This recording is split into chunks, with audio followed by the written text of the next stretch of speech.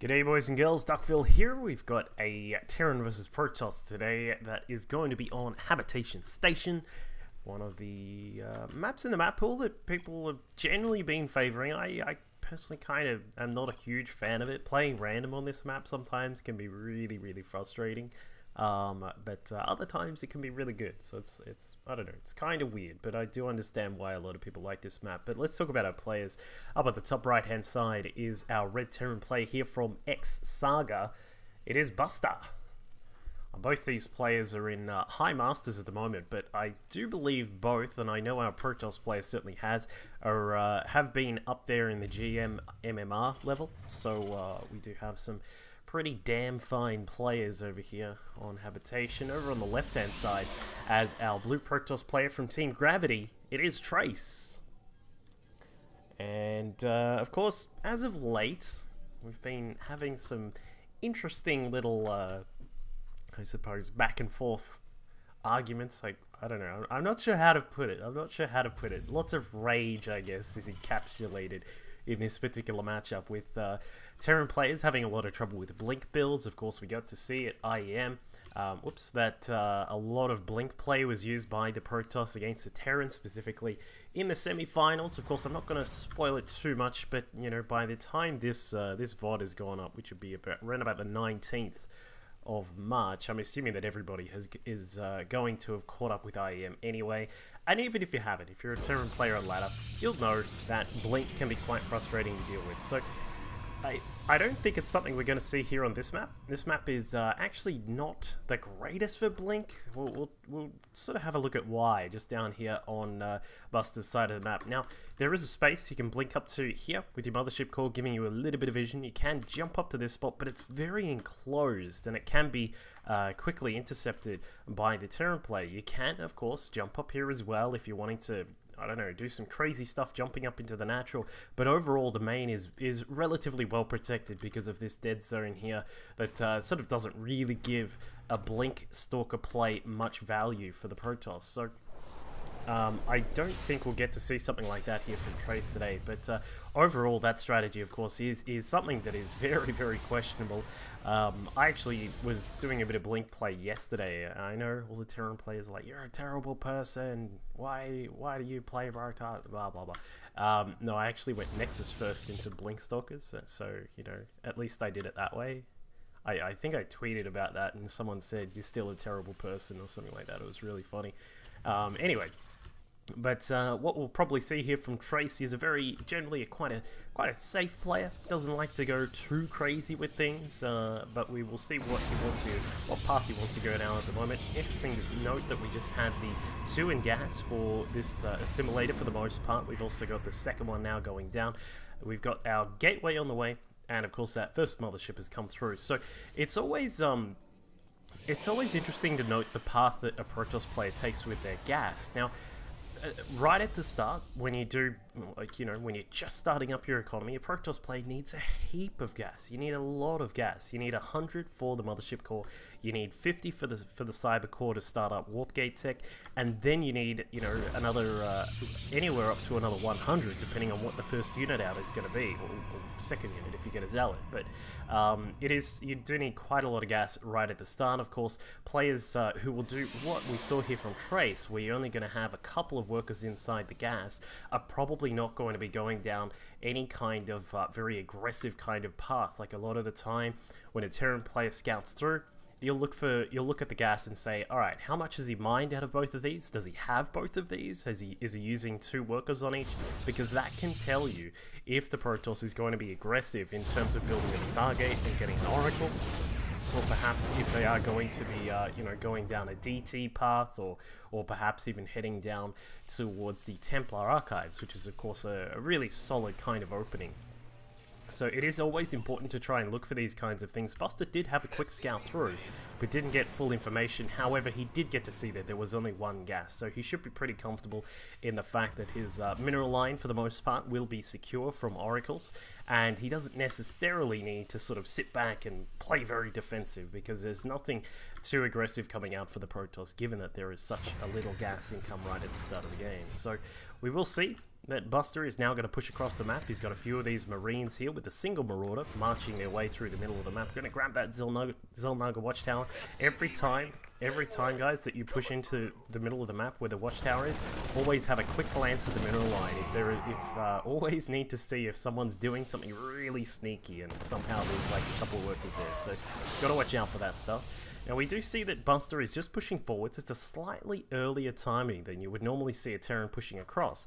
Now he's normally what you would want to do at this point is you would want to try and force out a photon overcharge from the mothership core, because you want this little gal to not actually have the full amount of energy that they would normally have at this point. Because if you try and drop inside the main, you can photon overcharge here. If the mothership core has the full 200 energy, then they can also photon overcharge the front if you're getting into some multi-pronged harassment. So it is always good to do a poke. It's normally at around about the 9-minute mark, but Buster has decided to be just a tiny bit more aggressive right at the start and hasn't gotten the desired effect of baiting out that the overcharge just yet. But as we can see for now, we've got Trace now looking to move through the middle of the map. He does have an observer just keeping an eye on the front door here. Sees that there is one bunker, quite a few of those Marauders, and a few Marines here as well. Stim is just about to complete. We've got a little bit of dancing around with the buildings. We'll see Buster switch over the starport onto the reactor and start up those first couple of medevacs. So things are proceeding pretty standard. I can't really say there's too much that is crazy right about now. We do have Trace actually grabbing his charge very quickly. Just trying to get that tech available so his zealots are a little bit more powerful. Of course, he's got +1 to armor as well, which does give you a nice little bonus, especially when dealing with the Marines. It sort of cuts down a lot of the damage that these guys do when you have +1, and then of course you add in the Guardian Shield from a Sentry, and you're in a pretty good spot, especially as a Zealot, because they'll jump on top of those Marines and will start hacking them apart. So we haven't actually seen, well, as I said that he puts it down, I was going to say we haven't actually seen any kind of AoE tech coming out from the Protoss player Trace. He's decided to throw down the Templar Archives. Now this is a little bit later than what you would normally see. Normally this goes down in your standard kind of Templar play at around about, I believe it's 7:30 or something like that, but because we had a slight difference in the way we've started things up, Trace is going to be a lot safer with a lot of Zealots at the front. They're going to have charge very quickly, and while he won't necessarily have a massive stopping power to try and smash down this group of Marines and Marauders at the front, he still will be, well, for the moment, it looks to be relatively safe at the front, given that he has that photon overcharge, the double photon overcharge available, and now that these Zealots have charge, they should be pretty comfortable in securing a third base. So Trace is just keeping things nice, cool, calm, and collected for the moment. As we can see, he's got a lot of vision out on the map. We've got a couple of observers just across to the side and through the middle. A pylon up at the top is also helping out quite a lot as well. Charging Zealots, almost jumping on to those Marines that were there, but they will stem back and head back home for the moment. I'm kind of surprised that we haven't seen a drop. There it is. Alright, he is finally going to go for the drop. Buster wants to try and get in there and get some damage done, but this observer through the middle has seen what's going on. We can see the observer at the gold base has also scouted out what's coming through, so Zealots jump into the main base. They should be quite well positioned to defend this drop, and yeah, Buster just says, nope, not having any of that. He's going to evacuate out of there for now, and we'll probably have to try and reset. He's going to try and figure out what the next plan of attack is, and speaking of attacking, we've got Trace now pushing across the map here. He's got 5 Zealots. They do have their charge. They've got +2 to armor, I believe. Yeah, 2 to armor is now done, and they're going to be looking to try and stop this third base here, which they should be able to cut apart some of these SCVs, I would say, but it looks as if Buster is going to come back with his Marine Marauder and should be able to clean it up all in good time. But the Zealots will grab a couple of the SCVs. Nice targeting there from Trace, and he actually does a good job back at home, also defending a secondary drop that was being attempted by Buster. So far, this is, as a Terran player, you kind of feel at this point, damn, I haven't actually been able to, you know, chip away at the Protoss. What you often want to do when you're playing in TvP is you want to try and be very, very aggressive with harassment, not necessarily big pushes on the front. You don't want to try and just headbutt up a ramp and get stormed and Colossus in your face, that kind of thing. What you want to do is you want to be dropping in here, coming down the back, dropping in, chipping off some of those probes. Maybe if you pult, you can take out a Nexus or 7 and just try and harass the Protoss to force them to sit back at home, not be aggressive at all, while you tech up, while you get all of your upgrades coming through. And speaking of which, of course, we do have 1-1 here on Buster, and now he's going to look to push through. He has a few ghosts. We've got 6 of those medevacs, which is going to provide a nice amount of healing, and if we can get some snipes off, there's one. Takes out a Templar. We've got a Templar up on the high ground, which is providing a possible storm. And as you can see, Zealots yet again doing some really good work back at the third base of the Terran player. And now we can see a feedback. A Storm 1 gets a nice amount of damage done right on that little clump of these Marines that are here at the front. Even takes out some of the health on those Ghosts as well. So I doubt that Buster's going to be able to push this. He knows that Storm is out and Storm is ready to go. It's kind of a little bit of a... Like, unless you're really confident in the battle that's coming up, you have to be very careful with a bio play like this up against a Protoss who has a lot of Storm available. And these charge lots with their 201 are going to be, you know, quite tanky on the front lines. They really don't care about the EMPs too much. They lose some shields, whoop-de-doo. They're in the face of the Marines, and they will be able to take them apart. So it looks as if our Terran player has finally checked out that there are some pylons down here in the southern side of the map. There is a Zealot just hiding in the smoke. Even this probe is just going to sit about in the tall grass there.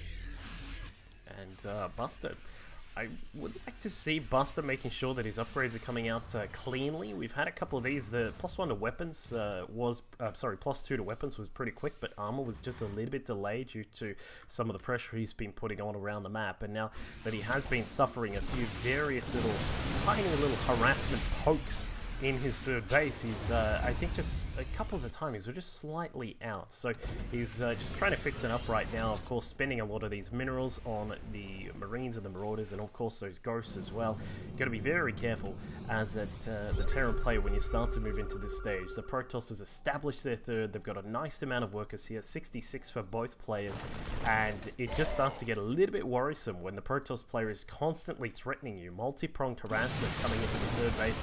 It looks as if Trace is not going to get too much done here at the third, but however, that means that this bunch of Zealots, there's a total of 11 of them in there, are now going to just run straight into the main base, completely clear at the front door. Going to drop off a couple inside the natural, looking to get some damage done there. Also a good distraction, but also getting in here in the main base. Going to hack up a lot of those Zealots, while the main force of units is now looking to push in towards the third base. Great attack angle here from Trace. He's able to approach from the high ground with the Templar, throws down a Time Warp as well. Ghosts are in the mix here, and they could throw down a couple of good EMPs, but unfortunately with the Storms just smashing through a lot of the Terran army here, Trace is just all over the map. These Zealots inside the main still getting some damage done at the natural. We've also stopped a lot of the mining that the Terran is going across here. So Buster, he kind of has to sit back for now and kind of figure out, well, what am I going to do here? I need to sort of sit back, need to re-establish my economy. Currently sitting on 32 SCVs and have nothing mining at the natural base. What are these guys doing? It's not break time for you. Get back on the job. There they go. Cleaning up that last Zealot. But I mean, for Buster, you probably want to make sure that this is walled off. I'm a little bit surprised that after an attack like that, he hasn't decided to wall this off properly. But now this is just given time for Trace to set up the fourth base. We've got a couple of cannons here, some Templar around about as well. We've even got a couple just down here.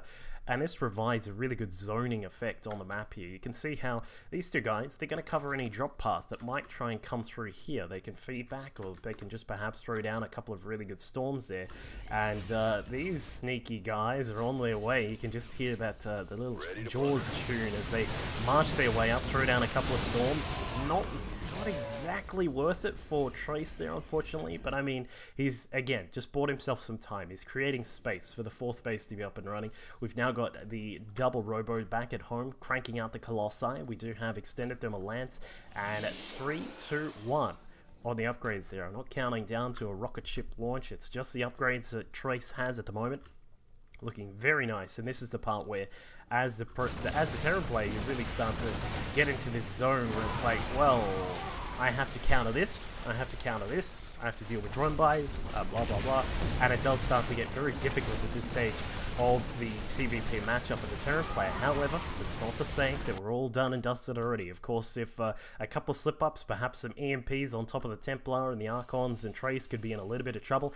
However, that's why his Colossi are now starting to come into the mix. These guys don't rely as much on being a shielded unit that relies on energy in their shields to be an effective piece of the Protoss army. They rely on, of course, big, long-range AoE damage that they do, and holy moly, there's now 6 of these guys out. That was a really quick little... I was really quick. Did we... Oh, okay, there's no third. I just... a little bit surprised that they came out that quickly. But one thing that Trace is now doing here in the middle, which I really do like, is just a small cannon defense here in this spot. As you can see, with this map, there are so many entry points that you have to worry about. Of course, there's a couple down here as well. You have to be really, really well spread out here. And oh wow, those storms just beautifully positioned. These zoning Templar here, just sort of waiting off those all of the Terran units. And now, as we can see again, another run by going into the main, just 4 Zealots this time, but it is enough to get some damage done. He'd probably want to look towards targeting down some of the E-bays here, and in fact, or at least one of them that's working, because our +3 to weapons has been started, and it's just about to finish. However, +3 armor has not been started by our Terran player Buster, so it seems as if he's messed up just a tiny bit with that upgrade, but I'm sure you will be able to notice that soon and get started. A couple of Templar now just wandering over, not even using a Warp Prism or anything like that, just walking their way into the 4th base. Says, hello Planetary, take down a bunch of the SCVs and the mules that were there, but they do fall down in the end. But Trace is now in a very, very comfortable position. We're probably going to see him continuing to zone out this bottom side of the map. There are some Stalkers here. Do they have Blink? Yes, they do. They can blink up on top. Just need to be careful of the range of the Planetary Fortress. It's sort of around about that range.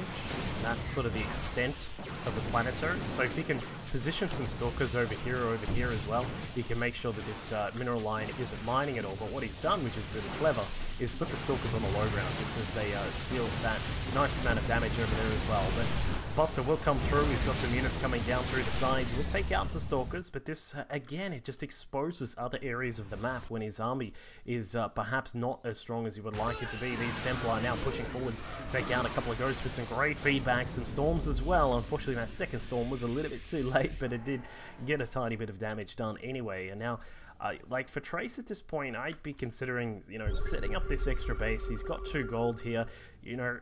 If this gets spotted, then that's going to die very quickly, but so far, Buster has not scouted out either of the gold bases. You can kind of assume that because of those cannons that there is a one of the gold here already, but I just kind of feel like with, you know, the lack of harassment, unfortunately he has not been dropping too much. It's been very difficult and to get some of these drops in here because of the zoning that's been going on, but we haven't really seen too many attempts to drop in the back of the Protoss base here. So Trace has just been able to put, you know, just sort of segment his units across through the middle of the map, keep that Xel'Naga watchtower, which gives him a lot of vision through the middle, and then just continually harass his Terran opponent, harass his economy down here at the 4th, send in Zealots randomly inside the main base, and also kill some stuff off there as well. And now we can see the Colossus Archon army is now pushing down. If I was Buster at this point, I'd be saying, what's going to be happening over here? And that is a lot of Zealots that are now going to be pushing through.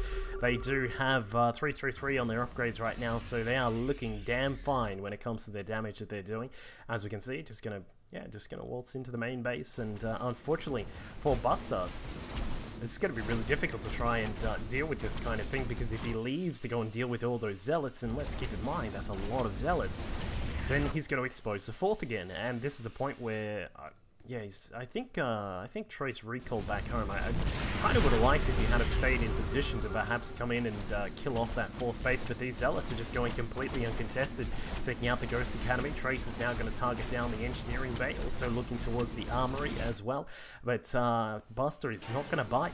He is not going to bite. He's leaving a lot of his army over here. We did send some of the units back inside the main base, but of course, keep in mind, a split-up Terran army is going to have a very hard time against an Archon, Colossus, and Templar-based lineup that has been set up here by Team Gravity's Trace. So now, as we can see, Buster's going to have to try and waltz his way back, but he's going to run into a wall of Zealots that are just charging through. These 333 Zealots are serious damage dealers, but with all these ghosts out right now, you kind of think you know, what a Ghost gonna do, don't feel? They're kind of like a weird kind of unit to have at this stage. The EMP they provide, if he had Cloak, I would love that right now, but he doesn't have it.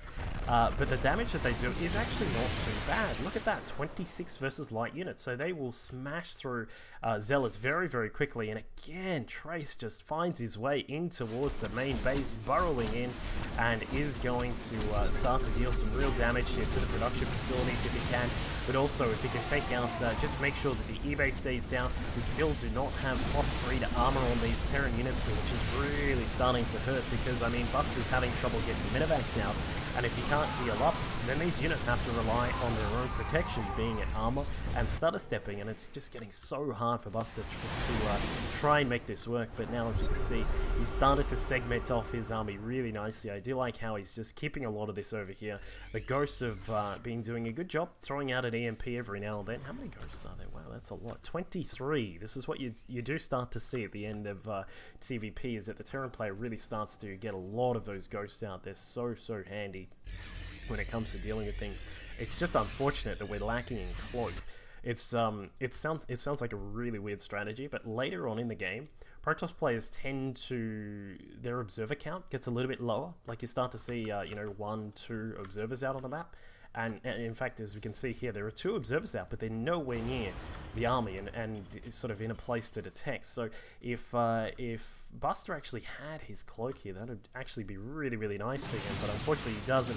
Has had to deal with so many varying attacks that have been coming along. Zealots and Archons now looking to push through into the main base. The main army is now being drawn back as well. It looks as if Trace is just going to run his way back up into the main base there. A couple of Archons left to deal with the eBay that's off to the side, and the main army is now just about to jump in here. We do see that the Vikings have been left out in the open. The Colossi, however, are on the opposite side of the map, and this means that with a lot of the army here, Buster is going to lose his 4th base. I would assume that's going to go down in just a second. A couple of force fields at the end of the game. It's rare to see that kind of thing, or late game, I suppose, to see those guys come out here. But as you can see, Ghost can come along, throw down some EMPs, and then smash down those Colossi. There it is, tearing through the 3 Colossi that were left here to try and deal with this base. And unfortunately for Trace, he was not able to kill it off. But while all this has been going on, army supply, 94 for our Protoss player, 122 for the Terran, but of course he's still lacking in a particular upgrade at the moment.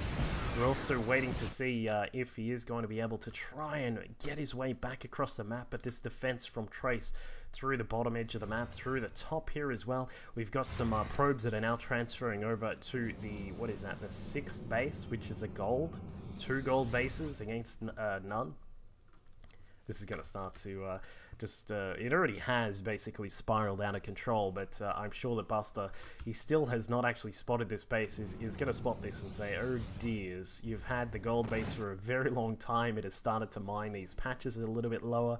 It's going to be a very tough game from here for Buster if he wants to try and bring this one back. But I mean, it's going to be very hard. I'm still a little bit surprised that he has not gone for any drops over on the main base, or even attempting to come through the middle. There is a little bit of space down here. If he can position the Medivacs properly, he can take a couple of them past those cannons here and maybe harass this base. But I mean, from this point forwards, he could probably, like, if I was Trace, I'd probably be getting the Stargate tech ready to go, get some carriers out on the map, which is quite cool. And wow, what a storm. Just smashes through a lot of the Ghosts. These guys are very low. Medivacs are going to have to use up quite a lot of their energy. DTs are inside the main base and now starting to take out a couple of these buildings here. A supply depot here, a racks over there, and it looks as if Trace is just going to prepare a lot of harassment tech at this point. This is a point where the Terrans start to have a lot of trouble starting to, you know, fielding units that can actually deal with this kind of harassment, just because it's all over the place. You've got some Ghosts to come along, got to be careful not to EMP yourself there. Mr. Buster, no he doesn't, good job, but he does lose the planetary, and this means that things are going to just, well, I'll be honest, I'm a little bit surprised that Buster is not already tapped out at this point, but as I said, he still hasn't actually spotted that base there, but he's dealt with so much harassment at the main base, at the natural, at the 3rd base. He's still got a decent, he has, you know, a fair bit of gas left in the bank, but unfortunately just no real way to spend it all, given that his mineral income is so low. So we do see that personal cloaking is now just about to complete for all of those Ghosts. We still have a total of 29 Ghosts out on the field. And as I said, when the ghosts start to cloak up and they start to, you know, take out a lot of these units very quickly, as you can see, they just burn through those zealots so fast with that 26 damage that they do to light units. If you can start to sort of position things nicely, it puts yourself in a really good position, but he's still got to deal with, you know, just a lazy 10 Colossi. We've got 9 Templars still out on the field. Some Stalkers are also floating about every now and then. And not to mention his opponent's economy, which has still been flourishing throughout this entire game, with 2 gold bases functioning quite nicely here for Trace. And as I said, like at this point, the only real thing as a Protoss player here that you would want to be doing, especially if there are some like a lot of ghosts out, I would probably be looking to get a whole bunch of like I'd be looking towards Tempest Tech, and also possibly throwing in some carriers every now and then as well. But I mean, it's pretty much in the bag here for Trace at the moment. Buster is going to try and maneuver himself around, wants to try and take his base, but unfortunately the DTs have been dealing some annoying damage over here. Looks like one is gonna get out. He actually misses the EMP, and then wait, what are these guys doing? They've decided to not attack that. I'm not actually sure what the plan was there, but Trace recognizes that, drops off the DT underneath the orbital command, so he cannot get that mining started. And Buster, possibly on his last legs here, 21 of those SCVs are out against the 69 probes. Buster's now going to look towards his base here. Is he going to see anything? Yes, he is. He's going to see that base and he's going to say, oh, you've had that gold for a very long time. We'll see the Ghosts walk up here and try and get some damage done. Cannons are going to take out a couple of the Ghosts, but the Ghosts will be able to smash through the rest of that army. I would like to see a little bit of a surround here from these Colossi, but it looks as if Trace is just going to play it safe, send in the Templar, get ready for a little bit of storm action. With the prediction, is going to predict a lot of storms, or perhaps just a little bit of sniper action there from those Ghosts, but I kind of feel like maneuvering those Colossi to actually surround these guys would have been a little bit of a better idea there, but not to worry. Trace is still in a fantastic position at the moment, with all 10 of those Colossi there, a whole bunch of these Templar also available for him as well, and the Ghosts are now starting to move around, and again, I feel like surrounding from this side would have been a nicer idea, but either way, he still gets a little bit of damage off with one of those storms. We can see this observer keeping check on where these guys are, but you know, it has been a pretty intriguing game in terms of how these guys opened up. As you can see, Trace just started to get into a really good position where he had a lot of map control. His Templar control was quite nice. We saw that zoning through the middle and a lot of storms, some time warp being thrown down here, and the Ghosts are having a little bit of trouble moving through there like molasses. They will move forward, throw down some EMPs, but I think that will be it for this game. A G comes out, and Buster has tapped out for now. Really great game from Trace, from Team Gravity there. I hope you all enjoyed that match. I'll catch you all next time. Here, as you can see, 47 damage to bio units and then the 34 damage against other standard targets. His storms have also been wonderful, just spreading them out across the battlefield, doing really nicely there. And for minigun, he's been sticking with a much more